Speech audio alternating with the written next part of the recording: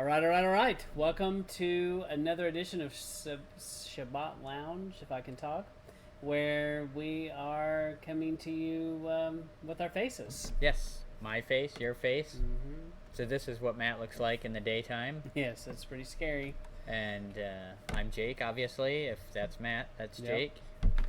And so we want to thank you for stopping by and checking us out. And we appreciate any comments, like, subscribe, share. You can find us on social media if you just Google, if you go to the Google or the Bing, as we like to say sometimes. Is DuckDuckGo the same? DuckDuckGo, Brave browser, Safari. Yeah. Name your browser. We cannot promise that you'll find us on any of those. You can find it. No, they'll be there. And if you type in Sabbath Lounge, you'll find our website. There's a Twitter page. There's Facebook. What else is there, Jake? There's the YouTubes and we're on TikTok. TikTok, right? We hear that's big, and we hear that China is getting all our data from it, and so We put lots of data free. on there. Mm-hmm. Yes, lots of data. Yeah. Lots of things. Yeah. So you can find us in multiple platforms. But we do really appreciate. We're trying to grow our audience, and just keep in mind, there's no money here. There's no money being exchanged. No, nobody's getting rich from this, and we're not getting paid in any way by anybody. And so we appreciate helping us get the word out. We feel driven to say a few things, and we will try to help some people along the way. And if this helps people, then to hear our thoughts on what the scripture is saying, then that's the point. And we definitely don't claim to have a corner on the truth. We're just a couple of guys trying to figure things out for ourselves. And so, we reserve the right to be wrong, because we might make a mistake. We may study more and come to different conclusions 5-10 years from now from things we say today. So we're growing, and the Word is working on us and changing us hopefully every day, and we hope that it is for you too. Yep. So, and we're glad that you're here today. We're going to talk about spying out the land and what that represents, and we're going to take a look at a few things that go along with that. So this comes from Numbers in chapter 11. The people demand eat meat. We want meat. And so I've said that myself. you have, So. yeah. You probably have. Mm-hmm. And so this in chapter 12, you have an attempted coup. Yep. And in chapter 13, Yahuwah tests them. What was the coup in chapter 12? I don't remember. That's Cora. The Cora Rebellion. Yes. Where they're, Pretty big deal. hey, I don't like you. I can do it better. Anything you Oh, can man. do, I can do better. It's like, Grandpa, step out of the way. Let the young folks lead the people. Yes. Seems kind of like what's happening today in some ways. Yeah. Okay. Boomer, okay, get out of the Boomer. way. Yeah. Yeah. Boomer, get out of the way. We're going to take all your things down and start over with this society. Now the okay Boomer hasn't been demonetized on the YouTube yet, has it? I don't know. Okay, Boomer. I think you're still allowed to insult boomers. Maybe. I don't know. All right. So that's kind of the background before it. But, so some things have not been trending in the right direction. So things have been going a little bit south here. Yes. So honeymoon's over. Literally. And then Numbers 13, the 12 leaders are selected. Moses chooses men that he considers good leaders. These men reflect the values and the sentiment reflected by their tribes and their families. So, Jake and I were talking, and Jake, do you think, what kind of people do you think they chose to be these leaders, these 12 spies? Probably people living in their parents' basement, playing video games all the time. Yes, probably so. Yeah, for sure. Mm-hmm. The kid's like, Mom and Dad, I'm going to make a living one day playing video games. That kid. Yeah, that's the guy. Mm-hmm. Or a strapping young lad. Yes.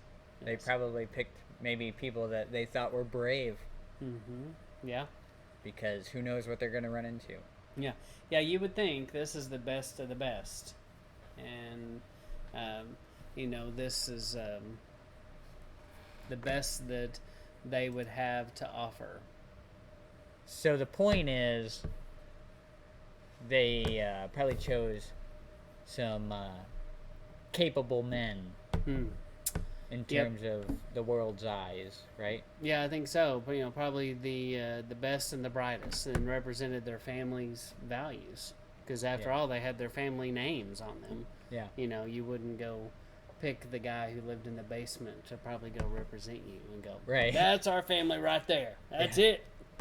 I question your family. Do us proud. Yes. I question your family.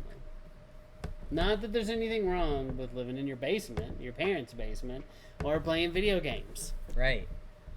I've done them both. Actually, I have not done them both. My parents don't have a basement. Yeah, this is Texas. What are you talking about? All right, so anyway, Numbers 13. The leaders are not chosen, what was I saying here? The leaders are not chosen because they're not capable. These were the best and brightest. So basically just saying the same thing we said before. This is the A team. This is the bravest. They probably were sneaky. I would want a sneaky spy. Yeah. I wouldn't want you to pick. Hey, I'm over here. That wouldn't work. So these are proven, even though it says Porvin. That's the Hebrew. It's a new word. Porvin survivors. So there might be a spelling mistake there, but so anyway, why does he even ask them to do this? Why didn't they just charge in? Why do you think? Yeah, why didn't he say, "I'm giving you the land, go get it"? Mm-hmm. Yeah, that's a good question. Mm-hmm. It's probably a test. Right. I definitely think it was a test, and you have to look too at Yeshua. 40 days and 40 nights he was tested. So, and I believe he knew their hearts. Like any good parent, he knew their hearts, but he was hoping for the best. Yeah. So.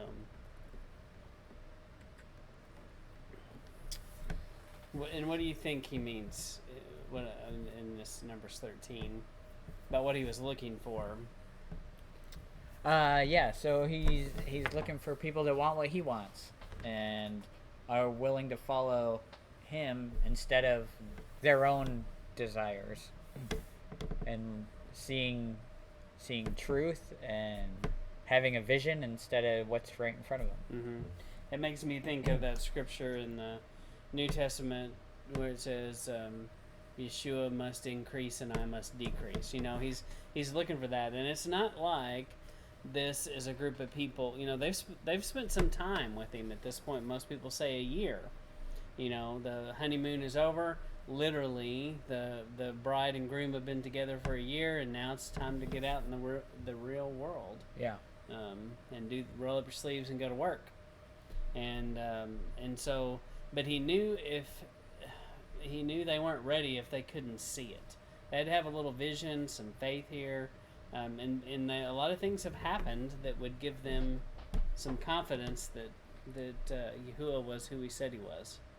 Yeah, and I think it's pretty easy to look at this and say he was right there with you, and why didn't you just trust that he was going to take care of it? Right.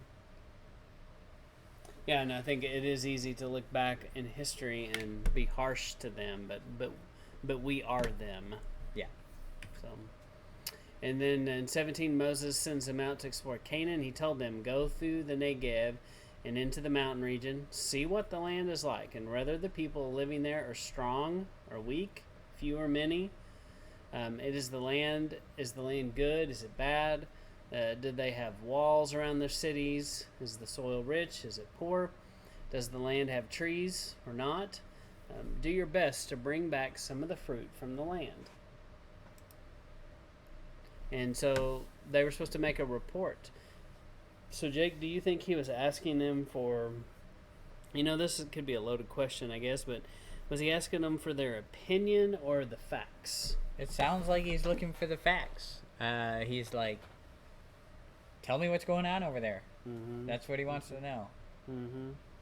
Do you think in places you've worked before, does the boss always want your opinion? Sometimes he does, Yeah. but yeah. not But when you he usually doesn't know. ask for it. Yeah. Yeah. Yeah.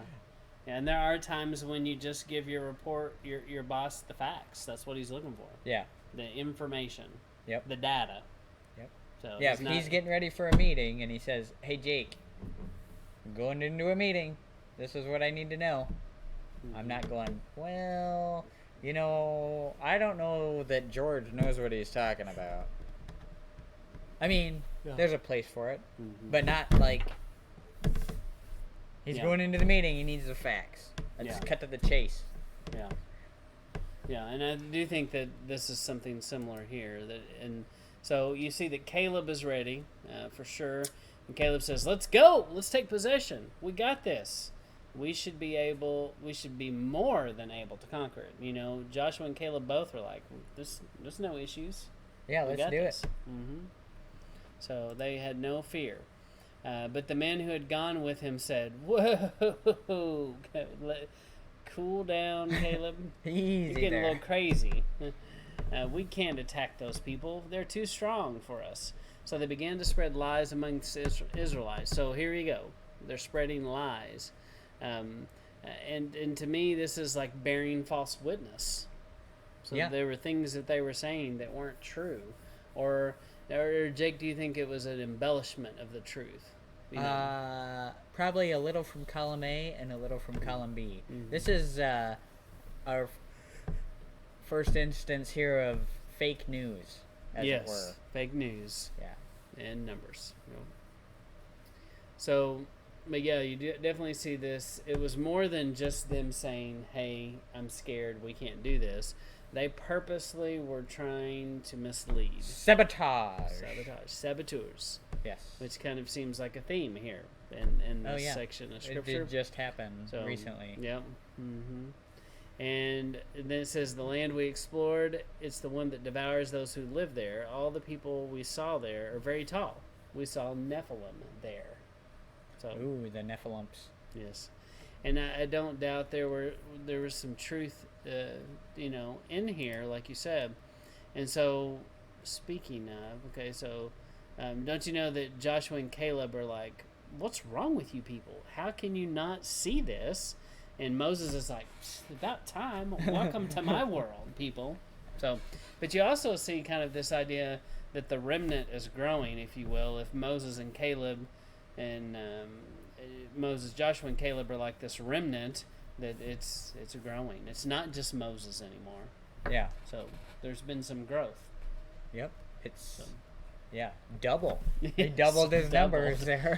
Doubled. Mm-hmm. So now it seems like there was something that I was going to say back here. And when I said that it had just happened, actually it was about to happen. We're talking about Cora. Right. That was going to happen later. But there were other instances of the rebellion, though. I mean, there's quite a few things that happen in this section with even Aaron and Miriam, where they're challenging him, and there's some rebellion with that, too. So it just seems like there's a lot of that in here. So the thing I wanted to point out here, when I read this section of Scripture, what I notice is there's a phrase in there that says, "We look like grasshoppers in their eyes." And so there's something wrong with their perception, clearly. And so, and I've always, or not always, but since I've been walking in Torah, I've studied the Nephilim and came to the conclusion they were these giant beings. And, you can discuss if they were 12 feet tall, 30 feet tall, I don't care. I'm not going to spend my time, effort, and energy trying to argue how tall these things were. But I do think it's an interesting premise that maybe the limitation was in their mind that they put on themselves, because they assumed, and this is part of the lie that they shared, I believe, and they said, "We appeared like grasshoppers to them." And it was all, how could they know? Is all their perception. Yeah. And that's so what we do. Right. A lot of times we have victory in front of us, but we're like, oh, I'm afraid I can't do that. We do a lot of what ifs. Yeah. And 99% of those never happen. And a lot of time it's our opinion. Yeah. He doesn't ask us what we think about it usually. He's like, go do this, that's what I need you to do. And I don't think we're supposed to sit there and negotiate and argue, and that's kind of what they're doing. Yeah. So, because he's already told them, we're going to take this. This is the promised land. We've been talking about it for a year now. Yeah. And now's the time. This should be exciting. This is the drum roll. This is the climax of the movie. They're about to roll up on the hill and descend down with a giant army and conquer and roll the credits. Right. And they didn't have it in them. Yeah. Mm-mm. And I'm sure it was very disappointing. So, the kids are disciplined by their lack of faith. They had a long time to think about their consequences for these choices. And so, but they showed the father they just clearly were not ready. And so I think he knew what they were going to do in his foreknowledge. And I still think, though, he's like, come on, I wish that this could be different. Yeah. He was hoping that they would, choose the right thing. Yeah, and then on the previous slide there, talking about how, the kids end up paying for the sins of the fathers because now they, through no fault of their own, are wandering the wilderness for 40 years. Mm-hmm. Yep. And so how does this relate to you and I, Jay? It doesn't. It doesn't. No. Done. Guess we're done here. Yeah, this makes, I see no connection. No, we need to, make sure that when we're told to go somewhere, told to do something, we should, instead of getting our own heads into it, trust in Yahweh, trust that He knows what's best for us, and move ahead from there. Yeah, for sure. Just like we talked about, we don't do that with authority, with the boss in our life. When you get pulled over by the cop, he, when he says, "Sir, is there a reason why you're speeding today?" And you don't give him your opinion about the speed limit. That's probably not the time to do that and go on a long rant. It's incorrectly posted. Yes. I was going at a safer speed. Mm-hmm. It's like having that argument with sometimes there'll be a young person at some store and something's gone wrong. And I've seen people just scream and yell at this person that has no control over any of that. They just work there. Yeah. They just show up, they're getting a paycheck, and you're ranting and raving like they can do anything about why are my Cheetos soggy? Yeah. It's like, I didn't make the Cheetos, Mm-hmm. but sorry. No. So definitely there's a time when you just you state the facts and you don't embellish it, and it's easy to add your own input sometimes when it's not needed or asked for. So I've definitely been guilty of doing that, of giving my opinion about something when really he just was looking for my obedience, but instead I want to complain and it doesn't. It's not seen favorably. Right. By him. And a lot of times we make fun of them in the wilderness because they complained a lot. It's like, how could you be complaining? Mm-hmm. It's like, oh, they were starving and very thirsty. Yeah.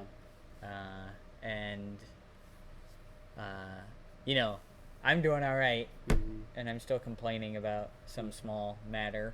Yeah. So Yeah. it can get you pretty easily. Yeah, it's not hard to look around the world and find people that have it much worse than you. We complain about things in our house, and then there are people who don't have a house. Yeah. And here I am complaining because my air conditioner doesn't work, and I'm sweating a little, or they're just even a little bit uncomfortable. A little bit uncomfortable, right? And what would the people in this desert have done for the air conditioning we have today. I mean, first off, they'd think it was freezing. They'd be like, "This is so cold." Like, you have winter in your house? They might say that. Yeah, they probably would. All right, so, the Father is looking for people who are like Joshua and Caleb. People who accept him for who he is, who he says he is, and understand his power, his role in their life. So why are there so few Abel's, Abraham's, Isaac's, Jacob's, Joseph's, Moses, Joshua's, and Caleb's? Sounds like you had a pretty extensive list. Yes. There's not very many of these long list of... But no, really, in the scheme of things, there's a lot of people on the planet. That's not that many. Yeah, because it's hard to be... it's hard. The path is narrow. That's why. I mean, it's hard to do the right thing all the time. It's easy. It might not be hard to do the right thing all the time. It's easy to do the wrong thing. Maybe would be a better way to say it. It's easy to do the wrong thing. It's easy. Putting that on a T-shirt. Yes. Easy to do the wrong thing. I think that's already been done. Probably. Many times. The wrong Both thing. The same and the activity, probably. right? Mm-hmm. So. Yeah. But yeah, there's not definitely not enough of those in the world. So in Joshua chapter 2, it is fitting. One of the spies, he gets his own book named after him for sure. So, and now in Joshua, he finds himself in charge. And so, Jake, do you think he might have had flashbacks to the land? Yeah, he is probably. So they sent in another group of spies, and they probably had a talking to prior to that. Now, don't screw this up.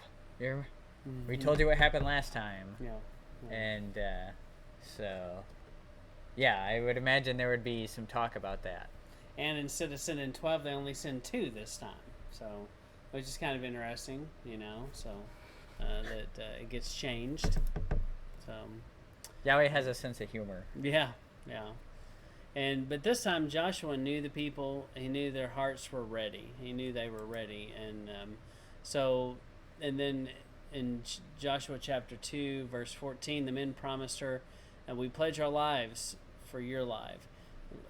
If you don't tell anyone what we're doing here, we'll treat you kindly and honestly when Yahweh gives us this land. So they're claiming victory. There's no doubt. Yeah, they're definitely in a different place. Now, that did come with a rousing speech from Joshua, right? They came to him with some reservations, and he was like, no guys, listen, Yahweh's got it figured out. And they're like, yeah, you're right. And so we watched a reminder. Yeah, we watched. So when we were first coming to Torah, we're like, there's nothing we can watch that is good enough for our kids to watch. We're trying to find some kind of entertainment for the kids to watch. Like Disney. Oh yeah, we could have just gone with Disney. Now that you met, no.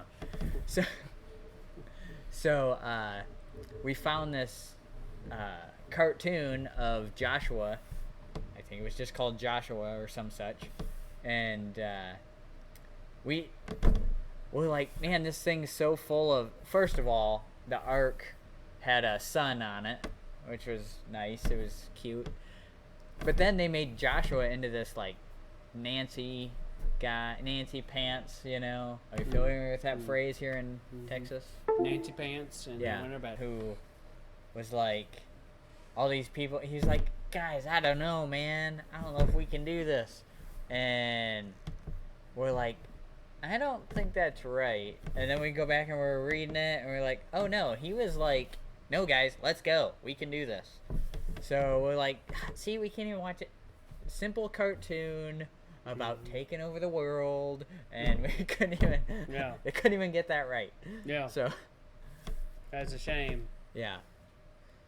Definitely doesn't do it justice. So, but he wants people to accept his will, his ways, without commentary, without questions, without doubt. Accept it, execute it, carry it out.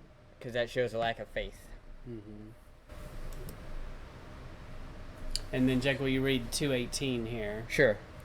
So this looks like, okay. So when we invade your land, tie this red cord in the window through which you let us down. Also, gather your father, mother, brothers, and all your father's family into your house. Whoever leaves your house will be responsible for his own life. We will be free from that responsibility, but we will take responsibility if anyone inside your house is harmed. So, Jake, can you see here how this could be a Passover type moment? Yeah, there's this red cord. There's this don't leave your house kind of situation going on. Mm-hmm. And we're going to come in and kill everybody kind of situation. Yes. Yeah, and all the people who shut in are safe in this, who shelter in place. Wait a minute. So, no. But all the people who shelter in this place in the blood on a entryway. Was it on the door or was this it was hanging out the window? Hanging out the window, basically, yeah. So, but it is pretty interesting to think about it like that. If you've never looked at it and examined it from that perspective, you probably should. So, and then Joshua 2:18, this is clearly covenant language. Yeah, they're making a promise with her. Yeah, they are. Yeah, definitely. Most deaf. So our hearts represent the unconquered lands. How do our, what do you think? How do our hearts represent unconquered land? Well, because so we have this hard heart that needs softened. We have this heart of stone that needs to be changed to a heart of flesh. So we need that conquered, right, by the Holy Spirit. Comes in, conquers this hard heart, and takes possession of it. Mm-hmm. And I think it's also you and I have a part in this. You know, He can't conquer it if we're not ready, and if we haven't done our part to drive out the ites that are there, and the fear and the doubt, He can't come in and do that. And so until we're ready, you know, he all He can do is discipline us until we can be ready. Yeah. So, but the encouraging news, you know, in Joshua, they have learned some lessons clearly. Yeah. And as with many life lessons, we find that it's much better to learn it the first time. Well, you know, there's a saying that I'm familiar with that goes, and maybe you've heard it before. Anything worth doing is worth doing twice, right? Yes. Uh-huh. That's how the saying goes, right? Mm-hmm. Yes. Uh-huh. Is it? No, I think it's worth doing right. I think is the yes. Well, and then I've also, what I used to tell kids when I taught, they'd go like, "Man, this is so hard," and I would talk to them about how anything that is too easy, it's not worth doing. So if you for instance, if you like to go fast or something, if you get on a motorcycle or in a car and you go too slow, it's not fun. If you're in a complete bubble and you're in training wheels on your motorcycle, it's no fun. Yeah. But anything that's but when difficult, Matt gets on that hog and yes. rips it down the highway, that's right, hundreds of miles an hour, with my training wheels on, yeah, wouldn't that be a sight? Yeah. I've never seen Harley training wheels. Do they make those? I don't know. Yeah. And what kind of person would you be to have Harley training wheels? You probably shouldn't own a motorcycle. Step one. Right. I'm thinking. Yeah. Definitely don't go near a motorcycle club with your training wheels. I don't think that that would go well for you. Hey, don't let other people judge you. That's right. You start where That's you right. are. Maybe you have to. You do you, Matt. Yes. Stay in your lane. So we'll be posting pictures of Matt on his training wheel motorcycle. Yes. So, As he goes to spy out the land. that's right. That's right. So I don't know how we got to training wheels and motorcycles. It but all ties in. Stay tuned for more. Yeah. So, well, we appreciate you taking a minute to stop by and listen to our channel. Our battery died on the camera, and we didn't have we had backups, but Two are dead. Yeah, two are dead, and I think one of them may be permanently dead. So, anyway, Proper prior planning. yes, prevents. proper prior planning. So here we are, and you just have to look at this screen at the end. But we appreciate you stopping by. We appreciate if you'd share this, if you comment, if you like it. We just need help getting the word out. Help us, please. So we would like as This many. is not a hostage video.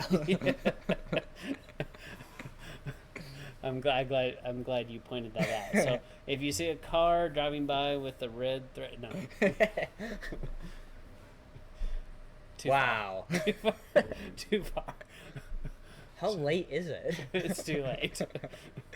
Anyway, so we appreciate you listening, and Matt, thanks again for setting this up so we could get the word out about what spying out the land even is. Yes. All right. Well, thank you. We'll see you later.